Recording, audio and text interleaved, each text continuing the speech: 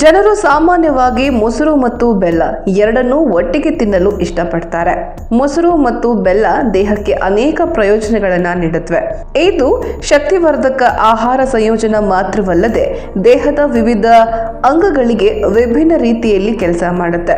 ಇದು ಮೆದುಳಿನ ಕೋಶಗಳನ್ನ ಆರೋಗ್ಯವಾಗಿಡೋದ್ರಿಂದ ದೇಹವನ್ನ ತಂಪಾಗಿಡಿಸಲು ಸಹಾಯ ಮಾಡುತ್ತೆ.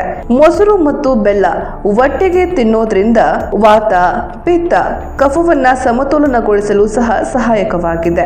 ಮೊಸರಿನೊಂದಿಗೆ ಬೆಲ್ಲ ಸೇವಿಸೋದ್ರಿಂದ ರಕ್ತಹೀನತೆ ನಿವಾರಣೆ ಆಗುತ್ತೆ. ಒಂದು ಬೊಟ್ಟಲು ಮೊಸರನ್ನ ಸ್ವಲ್ಪ ಬೆಲ್ಲದೊಂದಿಗೆ ಬೆರೆಸಿ ತಿನ್ನೋದ್ರಿಂದ ಚಯಾಪಚಯ ಕ್ರಿಯೆ ಆರೋಗ್ಯಕರವಾಗಿರುತ್ತೆ. ಮೊಸರು ಮತ್ತು ಬೆಲ್ಲ ದೇಹದ ಉಷ್ಣತೆಯನ್ನು ಸಹ ಕಾಪಾಡುತ್ತೆ. ಒಂದು ವಿಶೇಷ ವಿಷಯವೆಂದರೆ ಮೊಸರು ಮತ್ತು ಬೆಲ್ಲವನ್ನ ಒಟ್ಟಿಗೆ ಸೇವಿಸೋದ್ರಿಂದ ರಕ್ತಹೀನತೆಯಂತಹ ಕಾಯಿಲೆಯನ್ನ ದೂರವಿಡಬಹುದು.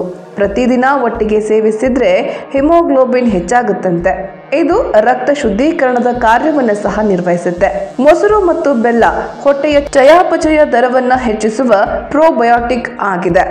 ಇದು ಆಹಾರವನ್ನ ವೇಗವಾಗಿ ಜೀರ್ಣಿಸಿಕೊಳ್ಳಲು ಸಹಾಯ ಮಾಡುತ್ತೆ ಮತ್ತು ಹೊಟ್ಟೆ ಉಬ್ಬರ ಅಥವಾ ಅಜೀರ್ಣದ ಸಮಸ್ಯೆಯನ್ನ ದೂರವಿಡುತ್ತೆ.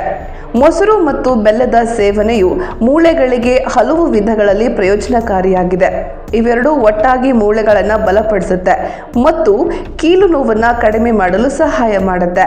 ಮೊಸರು ಮತ್ತು ಬೆಲ್ಲದ ಸೇವನೆಯು ಮೂಳೆಗಳ ನಡುವೆ ತೇವಾಂಶವನ್ನು ಸೃಷ್ಟಿಸುತ್ತದೆ ಮತ್ತು ಸಂಧಿವಾತ ಇತರ ಮುಂತಾದ ಸಮಸ್ಯೆಗಳನ್ನು ತಡೆಗಟ್ಟಲು ಸಹಾಯಕವಾಗುತ್ತೆ.